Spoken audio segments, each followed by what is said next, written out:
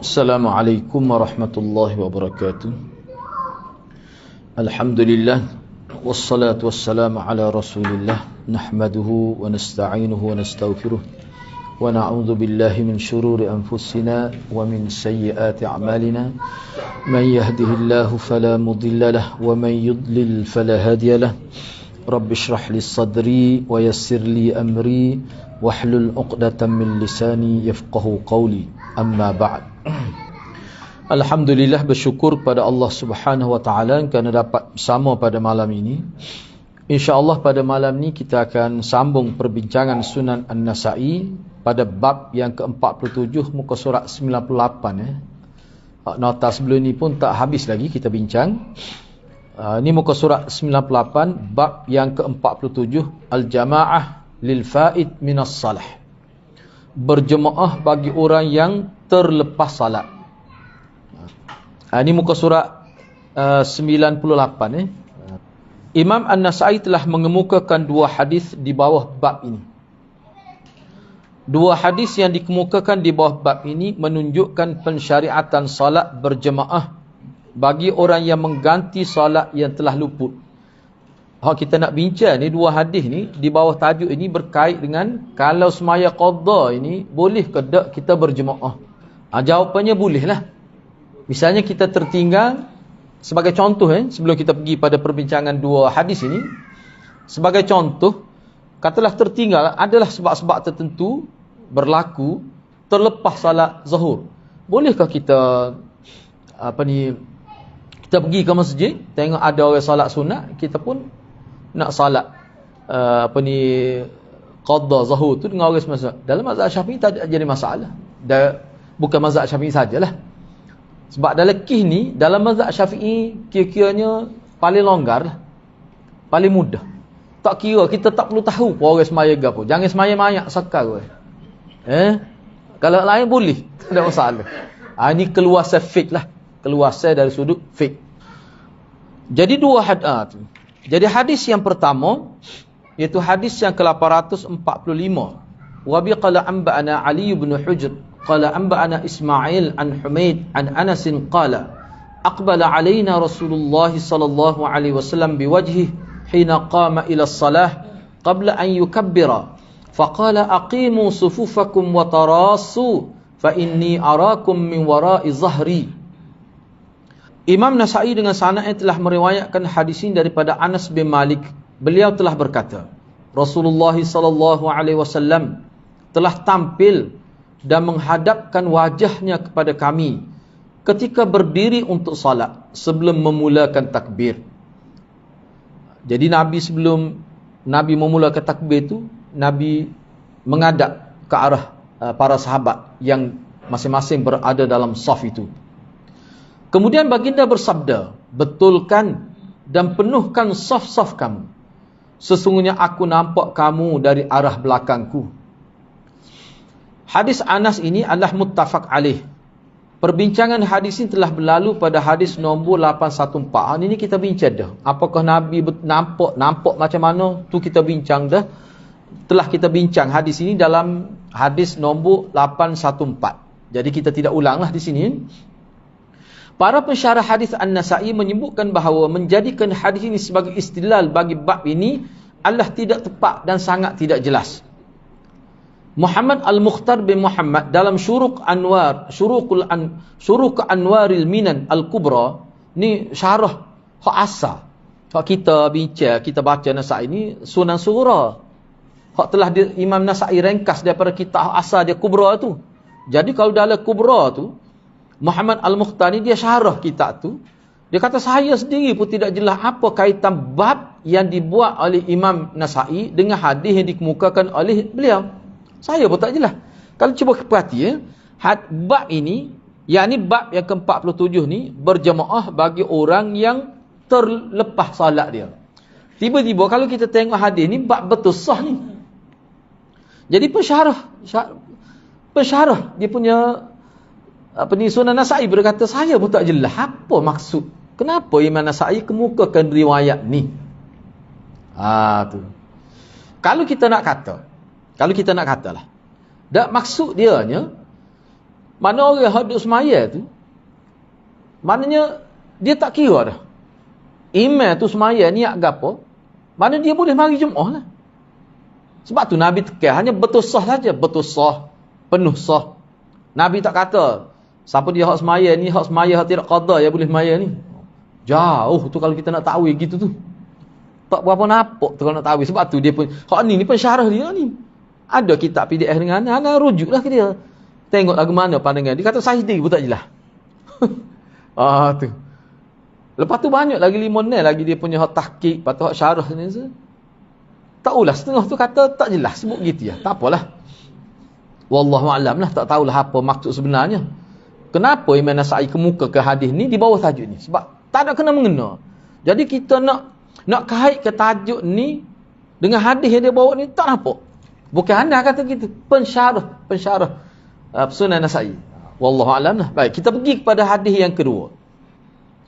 Iaitu hadis ke-846. Wa bi qala akhbarana Hannad bin Sari qala hadatsana Abu Ayyub. Apa ni? Qala hadatsana Abu Zubaid wasmu Abthar ibn al-Qasim an Husain an Abdullah bin Abi Qatadah an abihi qala kunna ma'a Rasulillah sallallahu alaihi wasallam idh qala ba'dul qaum law arrasta bina ya Rasulullah qala inni akhafu an tanamu 'anis salah qala Bilal ana ahfazukum fattaja'u fanamu wa asnada Bilalun zahrahu ila rahilatihi فاستيقظ رسول الله صلى الله عليه وسلم وقد طلع حاجب الشمس فقال يا بلال أين ما قلته قال ما ألقيت علي نومة مثلها قط قال رسول الله صلى الله عليه وسلم إن الله عز وجل قبض أرواحكم حين شاء فردها حين شاء ثم قم يا بلال فآذن الناس بالصلاة فقام بلال فأذن فتوضؤوا يعني حين ارتفعت الشمس ثم قام فصلى بهم. Imam Nasa'i dengan sanad telah meriwayatkan hadis ini daripada Abi Qatadah. Abdullah ni dia riwayat hadis daripada ayah dia. Ayah dia tu Abi Qatadah tu lah. Jadi kata Abi Qatadah, ayah kepada Abdullah ni, dia kata pernah kami bersama Rasulullah sallallahu alaihi wasallam. Tiba-tiba sebahagian orang, bukan seorang tu, sebahagian orang dari kalangan kami, tu tersilap tu sebahagian orang dari kalangan kami berkata, adalah pokok kita ramai-ramai yang ada kata, apa pandangan Rasulullah jika kita berhenti rehat? Kita berhenti sekejap wahai Rasulullah, kita berhenti rehat. Apa pandangan Rasulullah? Ni. Maka Rasulullah pun jawab, aku bimbang kamu akan tertidur sehingga terlepas salat. Salat ni salat subuh. Boleh nak tidur, aku bimbang lama tidur-tidur pun apa siapa naik tari ya? Aku bimbang gitu. Kita lah seolah-olah nabinya nak meneruskan perjalanan itu bila masuk subuh, situ kita berhenti sembahyang. Tapi sahabat ni letih dah ni. Letih dalam perjalanan. Kalau kita berhenti lagu mana? So kata boleh, tapi aku bimbang takutnya tak bangun belakang-belakang kita ni. Kata Bilal, sedap Bilal kata ni nak. Bilal pun kata, saya akan menjaga kamu. Seharus ni lah. Saya tak tidur, insya-Allah. Kira-kira gitu ya. Justru mereka baring, lalu tertidur. Jadi ramai-ramai tu baring, kira-kiranya tak tidur juga setengah-setengah tu. Bila-bila tunggu subuh, nerah habis. Bila telah bersandar pada binatang yang ditunggangnya, selepas itu Rasulullah telah terjaga. Pada ketika kening matahari telah muncul, makna matahari sudah mula naik dah. Maknanya habis dah subuh tu. Lalu beliau berkata, wahai Bilal, hokmu kata nak jaga tadi mananya? Ngamumung tak khabar apa. Kata kalau terjemah Kelantan sedap lah. Mana Bilal hokmu kecek sedap ni? Salah lagu gitu. Sedap. Kata tidurlah tak apa, hamba jaga. Dia tak khabar apa. Aku bangun dulu. Tu makna itulah maksud dianya. Maka Bilal pun jawab, dia kata dia ada tertinggal tu, saya pun tanda tersilap ada tertinggal tu sekejap okey betul jadi bila begitu Nabi pun tanya dia, wahai Bilal, mana yang engkau katakan tadi? Bilal menjawab, saya juga telah dikuasai oleh tidur, saya nyerah tak khabar apa. Maka Rasulullah pun kata, Rasulullah tidak kutuk Bilal. Bahkan Rasulullah kata, sesungguhnya Allah Azza wa Jalla telah memegang ruh-ruh kamu pada bila-bila masa yang dia kehendaki, dan dikembalikan pada bila-bila masa yang dia kehendaki. Pada bila-bila tu okey, ya? Ada beza tak? Ya, tak ada. Ni muka surat 99. Betul eh? Lepas tu muka surat 100 sama tu. Sama okey. Jadi di sini bila-bila kata orang saya pun dikuasai oleh tidur, memang niat nak jaga, tapi dia tengok orang lain tidur, dia pun bila-bila itu nerang dengan dia. Nabi pun kata, begitulah sesungguhnya Allah ni, bila dia boleh pegang ruh kamu pada bila-bila masa yang dia kehendaki, dan dia boleh kembalikan pada bila-bila masa yang dia kehendaki. Mana Nabi tidak menyalahkan Bilal. Moga barang nerang, barang letih, mengatuk ni boleh berlaku pada siapa-siapa saja, siapa saja boleh berlaku. Baik. Bangunlah wahai Bilal, azanlah kepada orang ramai untuk salat. Bilal pun bangun lalu melaungkan azan. Mereka semua berwuduk, iaitu pada ketika masa wuduk tu matahari sudah agak tinggi dah. Kalau tadi kening saja. Nak bila masa Nabi bangun tu matahari ni bahasa Arab lah dia guna gitu. Maknanya kening. Hajibus syams. Kening matahari ni sudah naik dah. Maknanya sudah mula naik matahari. Makna habis dah subuh tu. Jadi maknanya masa Nabi suruh Bilal azan tu sudah di luar waktu subuh. Maka bila Bilal azan, orang ramai apa ambil wuduk, pada waktu tu matahari sudah agak tinggi. Kemudian baginda SAW bangun lalu mengimami salat mereka. Maknanya semua ni semaya jemaah qada. Sebab terlepas semuanya, tak ada seorang buat sedar. Rasulullah mula-mula sedar. Ni cerita dia ni. Baik. Cuba kita tengoklah perbincangan di sini. Yang pertama, hadis Abi Qatadah adalah sahih. Ia dikeluarkan oleh Imam Bukhari dalam sahihnya. Matan hadis dalam Al-Kubra. Kena ingat Al-Kubra ni kitab hak asal. Hak kita baca ni hak telah direngkaskan oleh Imam Nasai. Sebelum Imam Nasai ringkas kitab ni, dia tulis hak besar tu. Sahih besar. Dia panggil Sunan Kubra. Tapi hak tu besar lah. Sahih besar. Beberapa kali ganda lah sahih dengan hak ada ni. Kemudian dia pilih-pilih. Akhir sekali jadilah yang disebut sebagai Sunan Sughra ni. Kita bincang ni. Sunan Nasai ni. Hak tu dulu muqaddimah kita sebut dah sebenarnya. Baik. Jadi dalam mata hadis hak kita asal Sunan Kubra, pada kitab At-Tafsir menyebutkan begini. Maksudnya, pada suatu malam kami telah keluar bersama Rasulullah dalam satu perjalanan. Tujuan kemuka kita ni supaya kita jelas bahawa kis ni berlaku dalam musafir. Kis ni berlaku dalam musafir. Sebab dalam hadis yang kita baca ni tak sebut musafir. Tidak sebut dengan terang lah. Tidak sebut dengan terang musafir. Tapi kita boleh faham gitu juga. Cuma tidak jelas. Tapi dalam kitab asal Sunan Kubra, hak tu sebut terang dalam musafir. Baik. Dalam riwayat Bukhari menyebutkan maksudnya pada suatu malam kami telah berjalan bersama Rasulullah. Berjalan itu maksudnya bermusafir. Dalam Bukhari pun terang juga sebut. Maknanya hak ni nikih dalam perjalanan.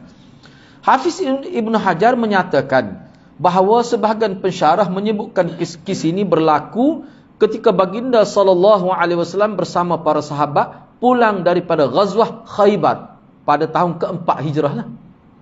Asas kepada pendapat mereka adalah riwayat Muslim yang bersumberkan hadis Abu Hurairah. Jadi dari riwayat Abu Hurairah sebut ni dalam perjalanan pura musafir itu betul lah. Dalam Bukhari sebut musafir. Lepas tu dalam Sunan Kubra semua. Musafir ni musafir mana? Musafir dalam peperangan Khaybar. Bukan tahun keempat. Silap. Peperangan Khaybar. Tahun keempat tu Khandaq itu. Ni peperangan Khaybar. Hak berlaku selepas tu. Pada tahun ke-6. Pada tahun ke-6. Baik. Tu cerita dia nya. Sebab hak Khaybar tu, hak Khandaq tu tidak payah musafir. Khandaq tu moga dia bertahan di Madinah. Tu. Jadi dalam riwayat Muslim jelas sebut pulang dari Ghazwah Khaybar. Asas pada pendapat ini lah dalam Muslim hadis riwayat Abu Hurairah. Pada beliau pandangan ini tidak tepat. Pada pandangan Hafiz Ibn Hajar lah. Pandangan ini tidak tepat kerana terdapat beberapa riwayat yang dengan jelas menyebut bahawa kis ini berkait dengan musafir biasa. Bukan musafir yang ada kaitan dengan mana-mana peperangan. Jadi mengikut Hafiz Ibn Hajar, setakat yang penelitian dia, ni musafir biasa ni. Bukan musafir balik daripada peperangan, tidak. Al-Hafiz menjelaskan lagi dalam kitab Fathul Barinya, para ulama telah berbeza pandangan semasa menjelaskan kisah ini berlaku dalam musafir mana, kukuk mana pun, walaupun dia sendiri kata hak ni bukan dalam mana-mana peperangan, tapi kukuk mana pun atas dasar orang panggil amanah kepada ilmu, dia kata ulama khilaf. Ulama khilaf. Yang pertama, cuba tengok riwayat Muslim bersumberkan hadis Abu Hurairah menyebutkan peristiwa ini berlaku ketika Nabi dan para sahabat pulang dari peperangan Khaybar. Hak tadilah. Yang kedua, riwayat Abu Daud bersumberkan hadis Ibnu Mas'ud menjelaskan peristiwa ini berlaku ketika Nabi dan para sahabat dalam perjalanan pulang daripada Hudaibiyah. Yang ketiga, mengikut riwayat dalam Muwatta Imam Malik yang bersumberkan pada hadis Zaid bin Aslam secara mursal menyebutkan Rasulullah sallallahu alaihi wasallam telah berhenti rehat semasa perjalanan pada waktu malam di salah satu jalan menghala ke Makkah. Gitu ya sebut. Yang keempat, dalam Musannaf Abdul Razzaq melalui riwayat Atha bin Yasar secara mursal. Bila kata mursal ni kan maknanya tak kuatlah. Jadi dhaif hadis itu. Menjelaskan bahawa peristiwa ini berlaku pada satu jalan di Tabuk. Lebih jauh lagi lah. Yang kelima, Imam Muslim melalui hadis Abi Qatadah. Hak tadi daripada Abi Hurairah. Hak dia kata daripada Khaybar tadi.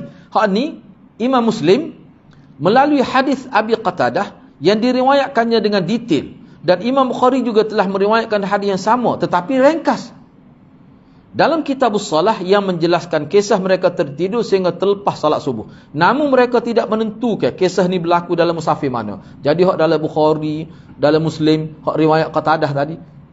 Bukhari riwayat hadis tu tapi ringkas. Muslim lebih detail. Tapi tak sebut musafir mana. Gitu ya sebut. Tu kan. Baik, yang keenam. Riwayat Abu Daud menjelaskan kisah ini berlaku pada peperangan Jaisyul Umara. Ibnu Abdul Bar mengkritik pandangan ini dengan alasan Jaisyul Umara adalah peperangan Mu'tah dan dia tidak dihadiri oleh Nabi. Berdasarkan kepada kenyataan beliau, maka diandaikan maksud Jaisyul Umara adalah peperangan yang lain, bukan Mu'tah. Khilaf, naknya khilaf. Siapa ni pendapat tu? Tak jelas lah maknanya. Tapi semua terima hak ni musafir. Hak ni musafir. Semua terima. Cuma musafir mana? Hak tu khilaf. Yang ketiga, para ulama telah, jadi kalau satu-satu tu kita nak misalnya Jaisyul Umara ni apa waktu akhirat lah kita akan jumpa pula. Yang ketiga, para ulama telah berselisih pendapat tentang kisah terlepas salat subuh ni. Kisah ni ulama berselisih pendapat tentang kisah ni. Adakah ia berlaku sekali atau lebih daripada sekali? Khilaf pula tu. Berapa kali berlaku terlepas salat subuh ni? Pak sekali dengan Nabi dan para sahabat ni. Al-Usaili dengan pasti mengatakan ia berlaku sekali saja. Al-Usaili kata sekali ya. Tapi dia sebut tu dengan jazam, dengan pasti. Namun pendapat beliau telah dikritik oleh Qadhi Iyad yang menjelaskan bahawa kisah Abi Qatadah berbeza dengan kisah Imran bin Husain. Jadi mengikut Qadhi Iyad, dia kata ni berlaku dalam riwayat Qatadah, tapi riwayat Imran bin Husain hak tu lain. Terlepas juga, makna dua kali lah. Mengikut Qadhi Iyad, dua kali dia kata berlaku. Buat kau dua kali, pelik apa kita asal lebih dua kali. Lebih dua kali kita. Kayak lebih gitu lah. Yang keempat, Imam Al-Hafiz. Kena ingatlah bila sebut Al-Hafiz itu mana Hafiz Ibn Hajar Al-Asqalani, syarah kepada Fathul Bari itulah. Itu masa Al-Hafiz. Dia jelaskan, dia menjelaskan dalam fathnya bahawa pendapat harus salat berjemaah dilakukan dalam qis qada, hatta salat jemaah pun boleh. Harus. Ini adalah pendapat kebanyakan ahli ilmu. Namun Al-Laits tidak mengharuskan salat berjemaah untuk salat qada. Khilaf. Al-Laits kata tak boleh. Kalau qada kena mayat salat-salat. Kalau mayat qada, Al-Laits kata. Tapi jumhur kata boleh. Mazhab Syafi'i longgar pendapat ni, boleh. Kemudahan fiqh lah tu. Maknanya kita akan dapat pahala jemaah juga. Ni terlepas, bukan sengaja ni. Bukan kerana kecuaian. Yang kelima, harus seseorang yang ingin membantu dengan maksud berkhidmat menyatakan kesediaan dan komitmen untuk menggalas apa-apa tugas yang dia kini mampu dilakukan. Seperti contoh Qiblah lah, dia yakin. Dia bukan kata main-main. Tak ada masa dia kata tak apalah saya yakin jaga. Tak ada dalam hati dia. Aku pun tak tahu lagi. Tak ada gitu. Makna dia yakin betul tu. Tu jangan kita sangka buruk pada Bilal ni. Sebab Nabi pun tidak sangka buruk. Mana boleh? Biar saya lah buat ni. Sebab kalau kita ikhlas, tak dosa walaupun kita terlepas dia punya tugas tu.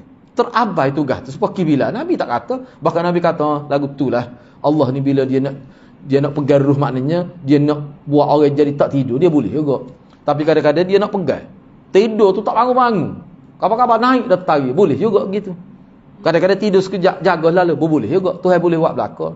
Hari ni Nabi nak ayat Tuhan buat kita ni, dia pegang sengoti ruh kita ni. Siapa tak bangun belaka. Hak je kecek sedap pun tak bangun juga. Tu anak tersebut tu bukan Nabi. Sebab Nabi ni dia gini kalau kita tengok dalam hadis Nabi, kadang-kadang Nabi dia bercakap kadang-kadang santai dengan sahabat dia. Mana bila sedap tadi dak kata itu. Mana? Dia pun tak khabar apa.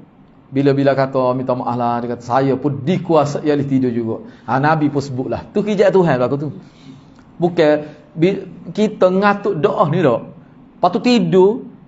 Tak suruh royak lah walaupun royak nak bangun. Kadang-kadang tak bangun. Tu boleh berlaku, tidak pelik lah. Dan tidak dianggap dosa pun. Baik, cuma di sini kesimpulan ulama buat, kalau kita yakin kita boleh komitmen dengan tugas, kita boleh sanggup, kita boleh terima tugas. Tiba-tiba tak jadi, nak buat macam mana? Sebab Bilal. Cuma ada penjelasan lah di sini apa dia sanggup tu, cuba tengok. Jika beliau, yakni orang yang bagi komitmen nak melaksanakan tugas tu, selepas itu telah gagal melaksanakan tugasnya kerana hal yang di luar jangka, maka beliau tidak boleh dicela atau dipersalahkan. Seperti di sini Nabi tidak menyalahkan Bilal.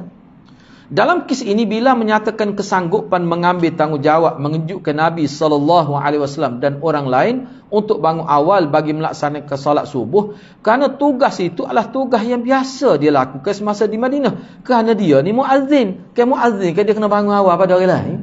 Makna hak biasa dah dia buat mana sini tak jadi ni. Letih lah tu. Letih muka musafir tu. Orang lain tak sanggup tu, muka dia, muka Bilal. Nama lagi Tok Bilal. Tiba-tiba Tok Bilal tak khabar apa. Tok Imam dulu bangun hari ni. Sekali-sekala boleh berlaku gitu. Nabi SAW dan para sahabat radhiyallahu anhum telah berhusnuzan kepada Bilal dan tidak mencela beliau. Bahkan Nabi SAW sendiri menjelaskan bahawa bangun daripada tidur adalah salah satu bentuk amalan yang di luar penguasaan manusia. Bahkan ia adalah takdir Allah Subhanahu Wa Taala. Mengikut ulama tu, kisah ini berlaku sekali atau dua kali saja. Tadilah khilaf tadilah. Usaili kata sekali. Qadhi Iyad kata dua kali. Hak dua kali tu dalam kisah Imran bin Husain itulah. Hak kita baca ni riwayat Abi Qatadah. Yang keenam, harus pemimpin tertinggi keluar berperang bersama para tentera. Makna dia terlibat juga, terdedah juga pada bahaya. Itu harus kalau difikirkan perlulah. Yang ketujuh, hadis ini menjelaskan kekuatan takdir Allah Subhanahu Wa Taala dan ia boleh berlaku pada sesiapa saja. Nabi pun jadi tak bangun. Nak ayatnya kuatnya takdir Tuhan tu.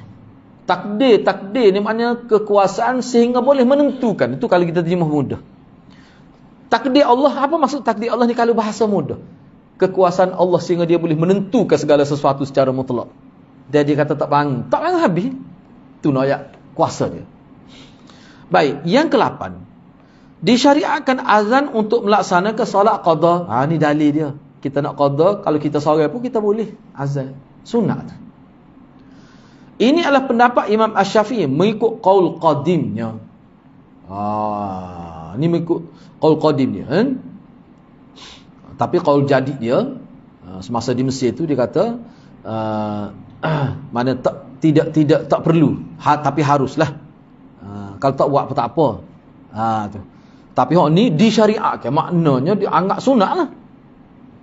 Jadi antara yang berpendapat disyariatkan selain pada Imam Syafi'i dalam qaul qadim dia, Imam Ahmad, Abu Thawr, Ibnu Manzur, Al-Auza'i, Imam Malik. Namun mengikut qaul jadi Imam Syafi'i, dia kata tidak disyariatkan azan untuk solat qada. Tak. Tapi kalau buat tak apa, tidak disyariatkan. Haruslah maksudnya. Namun pendapat terpilih kebanyakan tokoh-tokoh dalam mazhab Syafi'i mengharuskan azan untuk tujuan salat qada. Di sini Imam Syafi'i berbeza dengan ashab dia, tokoh-tokoh dia. Ni namanya khilaf dalam mazhab Syafi'i sendiri pun khilaf. Imam Syafi'i kata tak ada. Tak payahlah maksudnya. Tapi kalau buat, tak apa. Tapi tokoh-tokoh dalam mazhab Syafi'i bukan semua. Tak, dia kata disyariatkan. Maknanya sunat. Kalau kita kata harus, mana boleh pahala tu. Ada juga yang berpendapat azan yang dimaksudkan dalam hadis ni bukan azan. Azan tu tapi makna qamat. Sebab banyak dalam hadis sebut azanain, dua azan. Maknanya azan dan qamat. Maknanya ada juga setengah-setengah tempat dalam hadis azan itu diterima pakai untuk makna iqamat. Sebab apa? Sebab azan ni maknanya i'lan. Menyatakan. Buat announcement. Enggak iqamat. Begitu juga. Cuma azan tadi peringatan, penyataan masuk waktu. Iqamat ni pernyataan nak salat dah ni. Dari sudut tu saja. Pendapat ini dikritik kerana jelas dalam hadis menyebutkan selepas azan mereka berwudu dan dinyatakan matahari telah meninggi pada ketika itu. Jadi ulama kata tak betul tu. Sebabnya kalau iqamat dia pastikan dulu semua ambil wudu. Ni bila lepas azan, lepas tu baru ambil wudu. Maknanya azan ni bukan qamat. Tu. Yang ke-9. Ni ayatnya ana sebut ni secara ringkas supaya kita nampaklah perbincangan dari segi fiqh tu begitu. Sebahagian tokoh dalam mazhab Malik beristilah dengan hadis ini bahawa tidak disyariatkan qada salat rawatib. Ni qada ni salat fardu. Ni salat fardu. Tetapi pendapat mereka dikritik oleh ulama kerana hadis riwayat Muslim. Kita jumpa dah ni. Bersumberkan daripada hadis Abi Qatadah menjelaskan para sahabat telah melakukan salat sunat fajar 2 rakaat selepas azan. Tu. Dia sebenarnya bukan selepas azan tu, selepas habis waktu subuh tu tersilap tu. Menjelaskan bahawa sahabat telah melaksanakan salat sunat fajar. Salat sunat fajar ni sebelum mai subuh, tapi dah terlepas. Jadi selepas daripada salat subuh, dia qada. Qada tu dalam waktu masih lagi waktu subuh. Cuma selepas mai subuh dia qada. Selepas salat subuh tu betul tu, bukan selepas azan. Kalau selepas azan, orang tak panggil lepas lah tu. Silap tu. Selepas salat subuh tu. Ubah kan? Silap tu. Macam mana boleh silap tu? Ni dalam riwayat Muslim jelas sebut. Dan Nabi pun ada qada. Sunat. Ada. Tahajud. Ada. Maknanya boleh. Tak apalah. Sebab tu jumhur ulama kata itu termasuk dalam sunat. Tapi syaratnya ulama kata hak tu hak kita buat semua. Ni buat sekali lepas tu lepas nak qada lalu. Buat bila siapa ada muda pas tua, lepas tu tinggal qada lagi. Ni buat 2 kali ai qada. Buat dulu jangan tinggal. Sebab itulah ana sebut tu bukan apa, sebab kebanyakan ulama yang ana bacalah, dia kata salat rawatib ni kena qada. Kalau salat itu telah menjadi kelaziman kita, barulah jadi syariat qada tu. Kalau buat poculah-culup dah qada ke dia. Yang ke-10 harus melewatkan sedikit mengqada salat selepas waktu intibah. Maksudnya begini ni pendapat setengah ulama, bukan semua. Ada setengah ulama kata bila kita nak qada semaya ni, intibah ni apa maksud? Ana tidak terjemuh sini saja dan kita nak guna. Intibah ni pada waktu kita teringat terlepas tadi semaya. Kadang-kadang tidur bangun tak semaya subuh lagi kita tadi. Tu dipanggil intibah tu teringat. Ada ke setengah-setengah tu oleh kerana kalau doa tu dia ingat kau mai dah lepas tak semaya. Maknanya tidak jadi masalah, harus. Hak moleknya qada selalu. Hak tu hak molek. Tapi haruslah, tak dosa. Dia kena ingat dia semaya qada ni semaya yang tidak boleh dilewatkan. Ingat intibah tu mana ingat? Terus ambil wuduk semaya lalu. Tapi kalau lewat sikit azan dulu, lepas tu pakak ambil wudu, okey, mana bapak kita lagi gok belakang bangun dah jadi lewat juga tu, boleh jadi 10 minit 15 minit, lepas tu azan ambil wudu ke apa lewat sikit, tak apa, setara tu tak apa. Ni jangan beberapa hari minggu lepas tak qada lagi.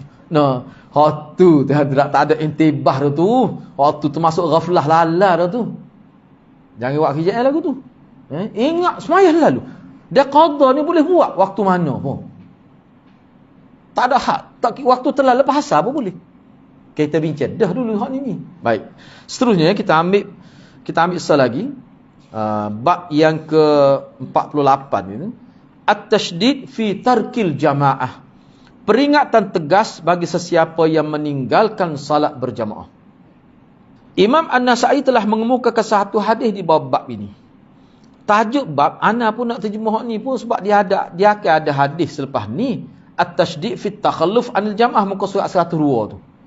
Nak terjemah bahasa Melayu ni kena pilih bahasa lah. Sebab ni bahasa Arab. At-tasydid fi at-takhalluf, peringatan tegas terhadap orang yang tidak salat berjemaah. Ni bab 48 ni peringatan tegas bagi siapa yang meninggalkan salat berjemaah. Dia ada maksud dia tu, terpaksa terjemah gitulah. Kalau dalam bahasa Arab mudahlah. Kalau dalam bahasa Arab tarki tu makna tak mai. Cuba kita tengok ada anak buat tu. Mula-mulanya Imam Nasa'i mengemukakan satu hadis di bawah bab ni, satu poin pertama. Yang kedua, tajuk bab dan hadis yang dikemukakan menjelaskan peringatan tegas bagi sesiapa yang meninggalkan salat berjemaah tanpa sebab syar'i. Pemahaman maksud bab dan hadis yang dikemukakan adalah penduduk bandar atau kampung melazimi salat bersendirian dan langsung tidak salat berjemaah. Tidak berlaku syiar Islam dari sudut salat berjemaah. Itu maksud tajuk ni. Terpaksa hurah gitu. Sebab kalau nak terjemuh ringkas dalam bahasa Melayu payah. Tak, kapal tu tak ada orang sembahyang jemaah. Pernah jumpa tak? Ana pernah jumpa. Dia kata sini ustaz, dia semaya, dia kata maghrib dengan isya, subuh dak dah, zuhur asar memang tak ada. Kata tak ada orang ke waktu ada, tak mari sebab tu imam tak ada. Paruk juga. Hak jatah ada tu boleh jadi imam. Ana kata gitu. Dia kata munggo tak biasa tu. Mai zuhur tak payah baca derah. Ni. Dosa tu, sekapung habis dosa. Dia tak boleh. Padahal hak pergi kerja tu berapa orang ya? Hak tak kerja tu ramai. Hak kerja sendiri boleh mari. Comel ketemu seorang tu. Tak ada. Tak pernah anak pergi situ. Kita kuliah pernah ada berlaku gitu. Oh kawasan ni tak ada, kawasan kita ni tak ada gitu. Seorang cik mana pada. Lepas tu kita kena ingat kadang-kadang satu qaryah 10 seorang. Tak apa masjid lagi tu. Ni makna satu tempat dalam bentuk qaryah tak ada. Tu maksud dia. Kalau ada seorang tepi umum kita tak maya, seorang lain maya, tu lepas dah dosa orang lain tu. Tu maksud satu qaryah. Sebab satu qaryah ni kalau surah saja limun nebuti. Jadi kalau ada mana-mana surah buat akhir tu, maksud akhir tu mana lepas dosa secara wujub kifai, fardu kifayah. Hak ni hak kita nak bincang ni, mana satu qaryah sungguh. Tak ada seorang abu. Orang kampung tu tak maya jemaah lakon. Hak tu tajuk yang dibuat ni. Sebab tu dia guna istilah tarki tinggal. Hak selepas ni takhalluf. Makna ada semaya, tapi ada hak tak semaya. Tu makna takhalluf. Nak ayat lagu mana ke bahasa Melayu kalau tidak dalam bentuk huraian payah juga tu. Ana pun umi kita tengok ayat, lepas tu tengok dalam syarah dia kita buat gini, yang mudah faham. Baik, cuba kita tengok di sini. Sebab di bawah bab 48 ni hak dalam satu qaryah tu tak maya seorang habuk jemaah. Maya kita kata maya lah. Tapi jemaah dak. Tu peringatan di sini. Baik, cuba kita tengok. Hadis ke-847. Wa bi qala akhbarana Suwaid bin Nas qala anba'ana Abdullah ibn al-Mubarak an Zaidah bin Qudamah qala hadatsana As-Sa'ib. Qala hadatsana As-Sa'ib bin Hubaysh al-Kala'i an Ma'dan bin Abi Talhah al-Ya'muri qala li Abu Darda aina maskanuk qultu fi qaryatin duwaina hims faqala Abu Darda sami'tu Rasulullah sallallahu alaihi wasallam yaqul ma min thalathatin fi qaryah wala badwin wala tuqamu fihim as-salatu illa qad istahwadha alaihim asy-syaitan fa'alaikum bil jama'ah fa innama ya'kulu adh-dhi'bul qasiyah qala as-sa'ib yakni bil jamaah al jama'ata fi salah. Imam Nasa'i dengan sanad telah meriwayatkan hadis ini daripada Abi Darda.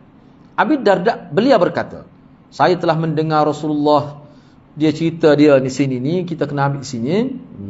Ambil atas lagi silap bawah tu. Silap tu. Sepatutnya saya highlight tu alih atas tu tersilap tu. Baik.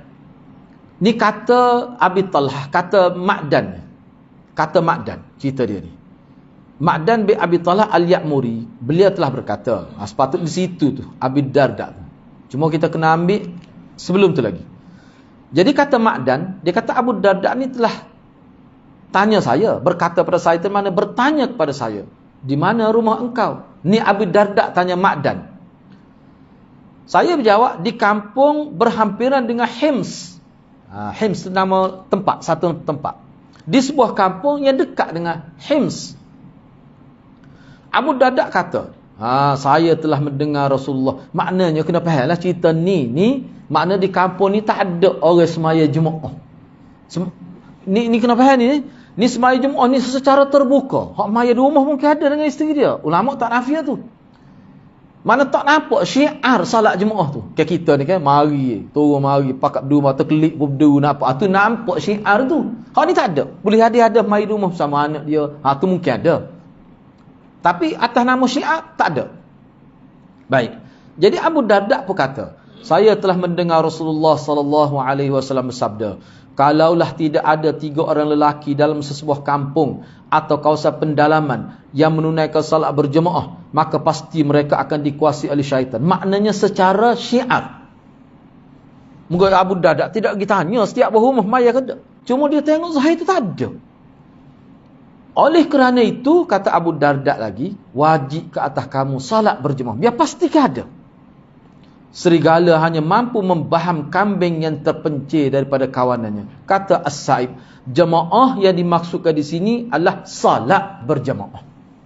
Alaikum bil jamaah, wajib kamu berjemaah tu bukan berada dalam parti, bukan berada dalam badan NGO, bukan berada dalam kelompok. Maknanya semaya jemaah maksud tu.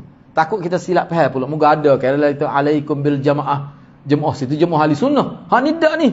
Alaikum bil jemaah ni semaya jemaah maksudnya. Sebab tu As-Sa'id takut silap faham. Sebab ada setengah hadis hak bukan duk bincang tentang solat ni, alaikum bil jemaah tu jemaah muslimin, mana ahli sunnah wal jamaah. Hak ni tak ni. Alaikum bil jamaah ni jemaah si mana salat jemaah. Jadi perawi hadis ni Sa'id dia hurrah ni, takut kita silap faham. Baik, cuba tengok yang pertama, status hadis Abi Darda radhiyallahu anhu adalah hadis hasan. Yang kedua, kenapa Rasulullah sallallahu alaihi wasallam menyebutkan 3 orang lelaki? Apa maksud tersirat di sebalik itu? Sebabnya kalau 2 orang pun jadi dah semai jemaah. Apa sebut 3-nya?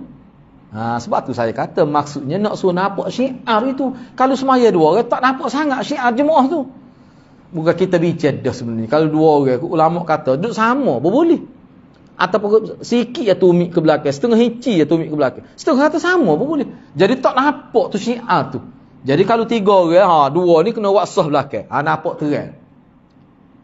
Baik.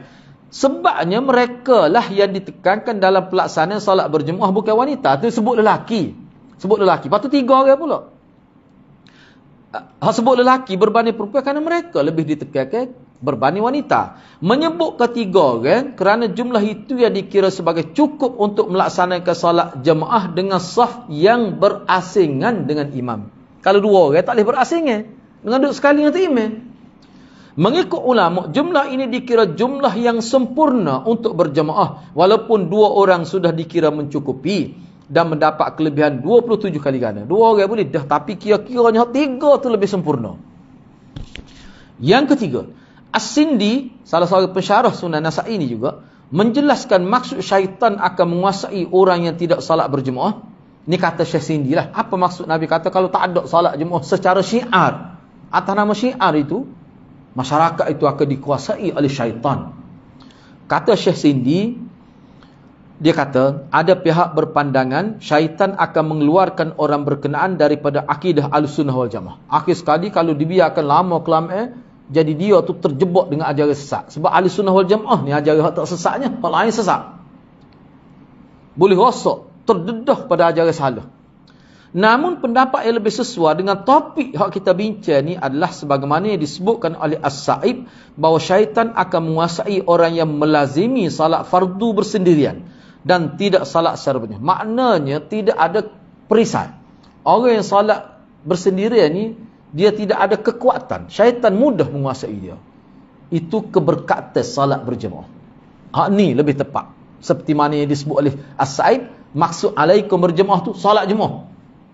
Seperti Sa'ib kata tu, hak tu betulnya. Yang keempat, Nabi SAW memberikan penekanan agar umat Islam melaksanakan salat berjemaah Penekanan ini merangkumi orang bandar dan juga orang kampung. Jadi hukumnya, apa yang kita kata galakkan ini, penegasan ini dia bukan menjuruh pada masyarakat cerdik saja. Masyarakat bandar, ada orang kampung pun termasuk dalam penegasan Nabi ni. Yang kelima, kesan penguasaan syaitan terhadap manusia adalah akan terjejas sikap cakna dan prihatin kepada amal sunnah. Hak ni boleh dikatakan ulama sebut gini lah.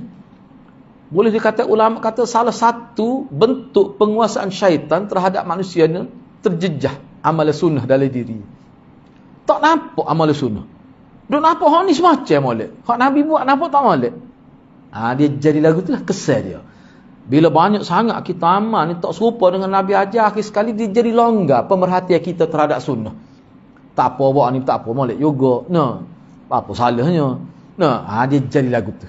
Sepatutnya kita ahli sunnah wal jamaah ni kena kemah kemih hak Nabi tu. Nabi buat gini. Itu maksud beriman kepada kerasulan tu. Sepatutnya begitu. Tapi kadang-kadang bila hilang keberkatan kerana sebab solat Jumaat ni 5 kali sehari. 5 kali sehari. Mana ada? Tak ada orang panggil amalan sunnah tu siapa tetap 5 kali sehari. Kalau nak kira lah. Sebab ni tetap.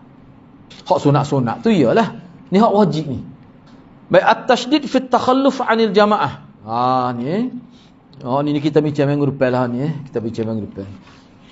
Kena ingatlah bab yang ke-49 ni ada semaya jemaah, tapi ada juga orang tak semaya. Jadi bab 49 merujuk pada individu. Bab 48 merujuk pada keseluruhan. Itu maksud dia. Okey, kita berhenti setakat tu. Insya-Allah kita akan sambung bab yang ke-49 ni pada minggu hadapan. Mudah-mudahan Allah berkati kita semua. Aku qauli hadza wa astaghfirullahal azim li wa lakum. Assalamualaikum warahmatullahi wabarakatuh.